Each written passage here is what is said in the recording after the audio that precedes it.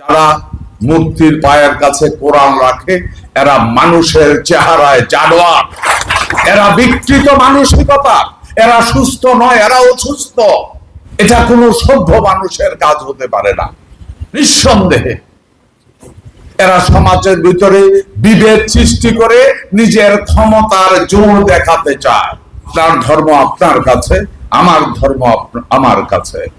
আপনি ওই দেশের ভূমিপুত্র, আমি ওই দেশের ভূমিপুত্র।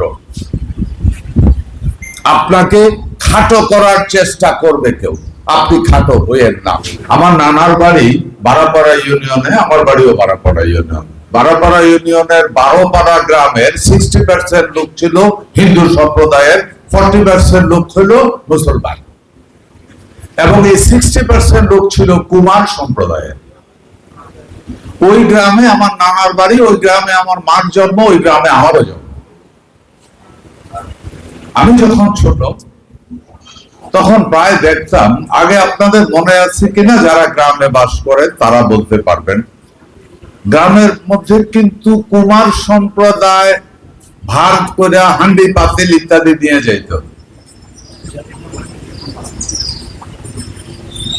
ওই গ্রামেরই এক হিন্দু সম্প্রদায় বা কুমার সম্প্রদায়ের একজন লোক ছিল। আমি যখনই দেখতাম যে উনি আমাদের গ্রামে বা এই দিক থেকে গাওয়াল করা, আমরা গাওয়াল করা বলি, গাওয়াল করার জন্য আসতো, আমার নানার বাড়ি থেকে ওনার কাছে হয়তো একটা কাঁঠাল কিছু একটা দিয়ে দিত, উনি ওইটা আমার আম্মার কাছে দিয়ে যাইত। আমরা ছোটকাল থেকে জানতাম আমাদের দুইটা নানা, একটা নানা পাতিল বিক্রি করে আর একটা নানা রেলওয়েতে চাকরি করে।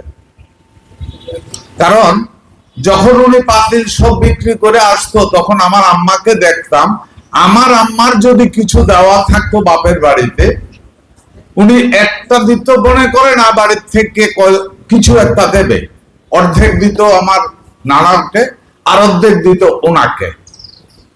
এবং কোনোদিনই ওনাকে আমি না খেয়ে যেতে দেখিনি।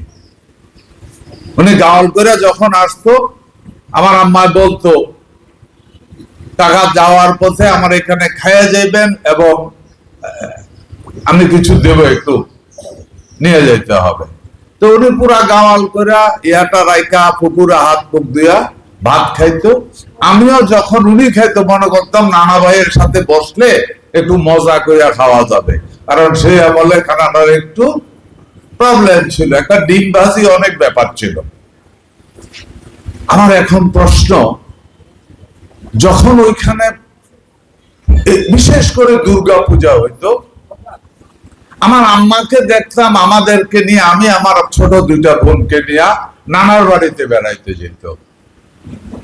ওই বাড়িতেও দাওয়াত খাইতো, এবং আমার যে হিন্দু নানা আছে এই বাড়িতেও দুর্গাপূজা উপলক্ষে দাওয়াত পড়তো, আমরা কিন্তু ওই বাড়িতেও দাওয়াত খাইতাম। তখনও বুঝতাম না দুই নানা দুই রকম। আজকাল এটার খুব বেশি প্রচলন। আমরা জানতাম একটা নানা হিন্দু, একটা নানা মুসলমান। আমরা ওই দুর্গাপূজাতেও দাওয়াত পাইতাম। আজকে আমার একটাই প্রশ্ন, সেদিন হারিয়ে গেল কেন? কেন আজকে আমরা দুইটা নাম ভাবতে পারি না?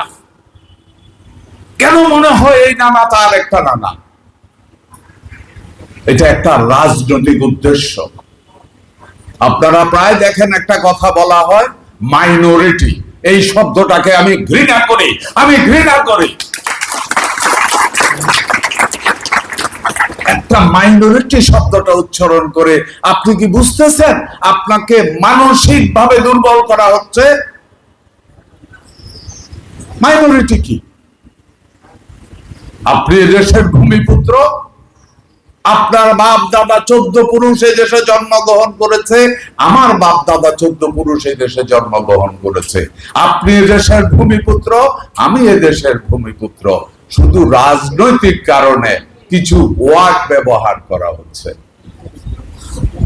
আমার দুঃখ হয়, যখন কষ্ট লাগে যখন বলেন আপনারা কিন্তু আমাদেরকে দেখে রাখবেন। কেন কেন দেখে রাখবো? আপনার দুর্গা উৎসবে আমি দাওয়াত দেবেন, আনন্দ করতে যাব। আপনাকে দেখে রাখতে হবে কেন? আপনি এত দুর্বল, আপনাকে কে বললো? যারা মূর্তির পায়ের কাছে কোরআন রাখে এরা মানুষের চেহারায় জানোয়ার, এরা বিকৃত মানসিকতা, এরা সুস্থ নয়, এরা অসুস্থ। এটা কোনো সভ্য মানুষের কাজ হতে পারে না।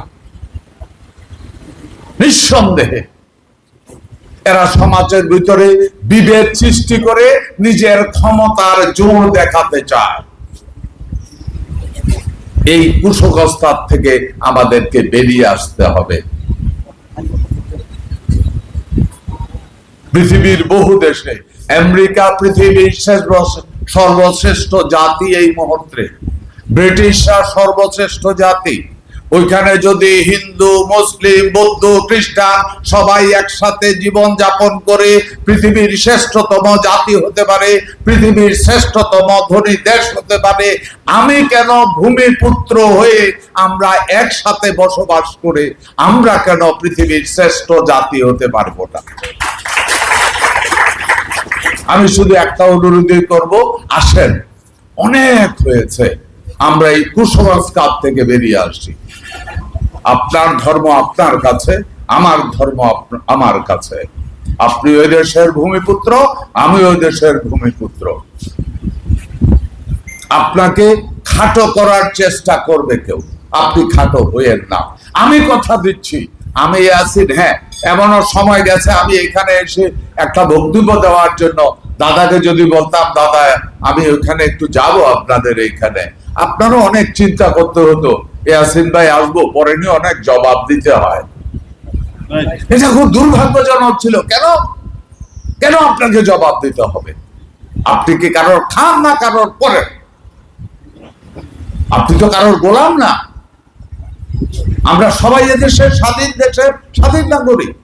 এই দেশটাকে আমরা ভালোবাসি, এই দেশের উন্নতি আমাদের উন্নতি।